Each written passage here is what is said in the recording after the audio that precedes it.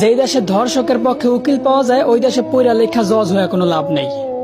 মুসলমানদের দেশে নেতা হইয়া যদি আলেমদেরকে বন্দি করে রাখতে হয়, ওই দেশের রাজনীতি করে নেতা হইলে জনগণের জন্য কোনো ফায়দা নেই।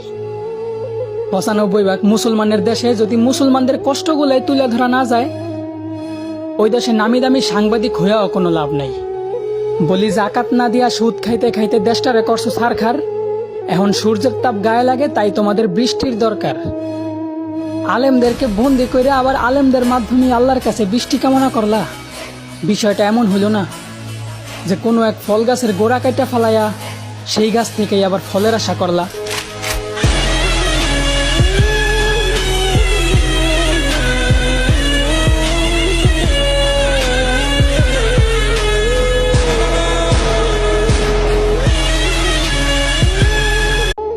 যেই দেশে ধর্ষকের পক্ষে উকিল পাওয়া যায় ওই দেশে পইরা